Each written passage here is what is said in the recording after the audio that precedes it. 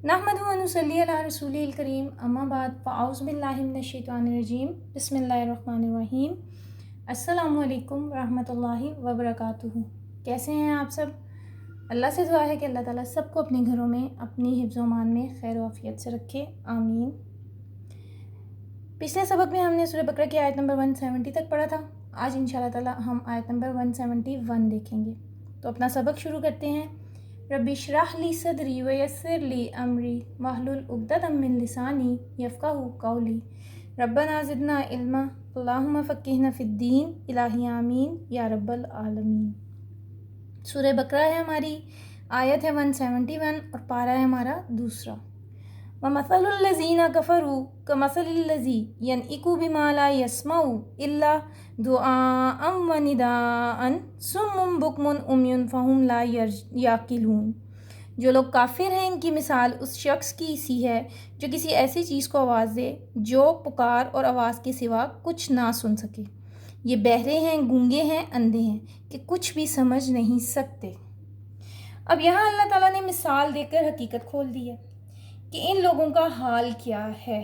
ठीक है, आपको पता ही है कि पिछली मरतबा हमने जो सबक पढ़ा था तो उसमें हमने यही पढ़ा था कि अल्लाह ताला फरमा रहे थे कि जो लोग अंधे गूंगे बहरे हैं, यानी जो अपने आबा की तकलीद करते हैं, ठीक है, तो वो ये कहते हैं कि जी हमारे आबा जो हैं वो ऐसा काम करते थे तो हम भी ये करते हैं। तो अल्लाह ताला ने कहा था कि ऐसा भी है कि उन तक यानी उन जो आबा हैं, उनके आबा व अजदाद हैं, हो सकता है कि वो ना सीधे रास्ते पर हों और ना कुछ समझते हों, तब भी उन्हीं की तकलीद करते जा रहे हैं। अब इस आयत में अल्लाह ताला ने मिसाल देकर ये हकीकत खोल दी है कि इन लोगों का हाल क्या है कि कानों पड़ी आवाज़ें तो सुनते हैं मगर क्या कहा जा रहा है कि वो नहीं सुनते।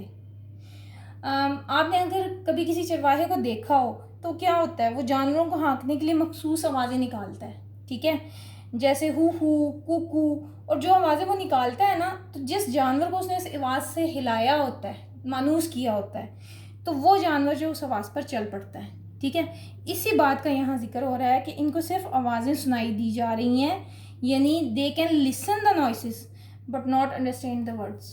ठीक है, ऐसे लोग जो आंखें बंद कर कर, अक्ल बंद कर कर भी, यानी अक्ल को इस्तेमाल किए बगैर जब किसी के पीछे लगते हैं तो वो चरवाहे की तरह हैं। बकरियां चराते हैं, बकरियों को एक ख़ास आवाज़ से निकालते हैं। अच्छा, एक बात और भी देख लें, यहाँ पे लफ्ज़ इस्तेमाल हुआ है ला यस्मऊ इल्ला दुआअन व निदाअन, दुआ और निदा। ठीक है, तो दुआ किसे कहते हैं? दुआ कहते हैं कि सामने अगर कोई बंदा मौजूद है और आप उसको कुछ कहें, जैसे दावत, दुआ, और ये बामायनी लफ्ज़ होता है। ठीक है, और निदा क्या होता है?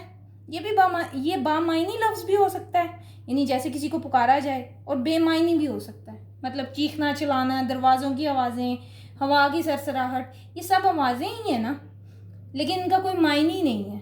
ठीक है, तो मुराद ये है कि दुआ और निदा का फ़र्क ये लोग नहीं जानते।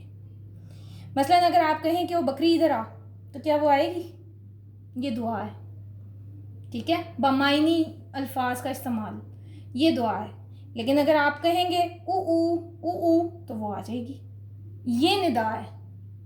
ठीक है, इशारा वही है लेकिन लफ्ज़ों पर गौर किए बगैर, ठीक है, मायनी पर गौर किए बगैर, बस इशारों पर चल रहे हैं। बेअक्ल लोग जिस तरफ बस उधर ही चलते जाते हैं जिधर रस्म रिवाज होते हैं, ना समझ ना अक्ल, बस भेड़ बकरियों वाला हाल है उनका। एक भेड़ गिरी तो सब गिरती जाती हैं। अब नतीजा क्या निकला? ऐसे लोग अक्ल इस्तेमाल के बगैर दूसरों पर चलते हैं। देखिए, अल्लाह ताला ने सबको अक्ल दी है। ठीक है, ला इकराहा फिद्दीन, ये आप पढ़ेंगे, कुरान की एक आयत है कि दीन में जबर नहीं है, ज़बरदस्ती नहीं है। ठीक है, और याद रखें कि अल्लाह को पाने के 4 रास्ते हैं। नंबर 1, अक्ल बताती है कि अल्लाह है। इन्ना फी खल्क़िस समावाति वल अर्द, फितरत बताती है कि अल्लाह है। वादा अलस्त उसमें आ जाता है। आपको मैंने बताया था कि वादा अलस्त क्या है, कि अल्लाह ताला ने ये दुनिया बनाने से पहले तमाम रूहों को इकट्ठा कर कर उनसे वादा लिया था कि तुम लोग किसकी इबादत करोगे, तो तमाम रूहों ने कहा था कि हम आपकी ही इबादत करेंगे। ठीक है, तो ये वादा अलस्त है। नंबर 3, کائنات پر غور و فکر بتاتا ہے کہ اللہ ہے، ٹھیک ہے نا. اس پہ بھی کافی زیادہ ڈیٹیل جو ہے ہم نے پیچھے جو آیت الآیات تھی وہ بھی پڑھی تھی، تو وہ اس میں بھی ہے. اور نمبر 4 ہے وحی لائی.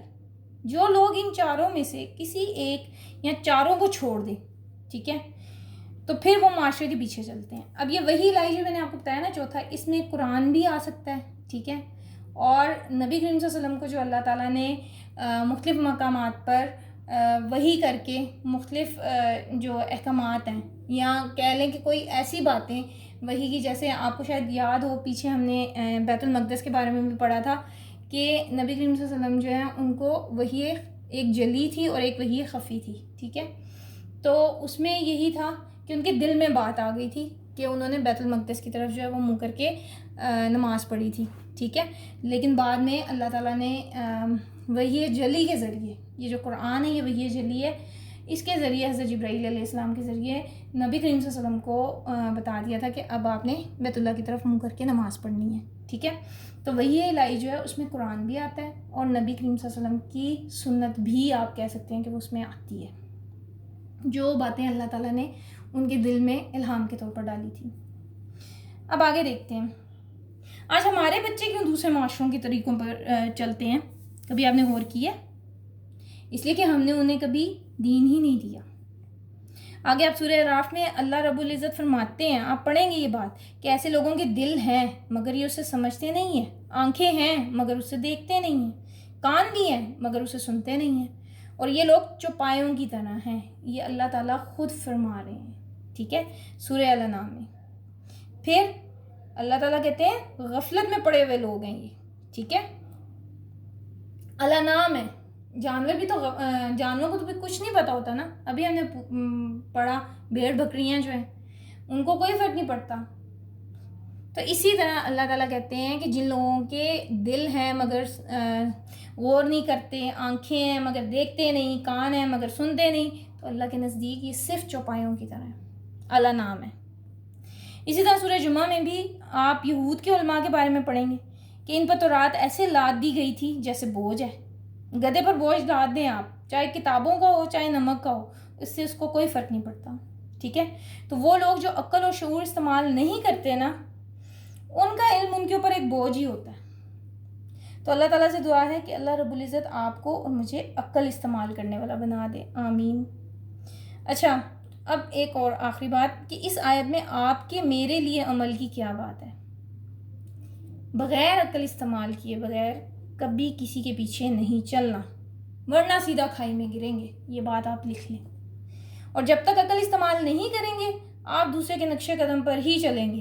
آپ میرے جوتے پہن لیں، میں آپ کے جوتے پہن لوں، ہم کبھی بھی مطمئن نہیں ہوں گے. ہر ایک کو اپنا ہی جوتا اچھا لگتا ہے. تو اللہ رب العزت سے دعا ہے کہ اللہ تعالیٰ ہمیں گونگا بہرا بن کر دوسروں کے اشاروں پر چلنے سے روک لے، آمین. وما علینا الا البلاغ. آج ہم نے سورہ بقرہ کی آیت نمبر 171 پڑھا ہے. کل انشاءاللہ تعالیٰ ہم آیت نمبر 172 کی تفسیر دیکھیں گے. آپ کا میرے ساتھ رہنے کا اور قرآن سننے کا بہت بہت شکریہ. جزاکم اللہ خیراً کثیرا. اللہ سے دعا ہے کہ اللہ آپ کو اس کا بہترین اجر دے. السلام علیکم ورحمۃ اللہ وبرکاتہ.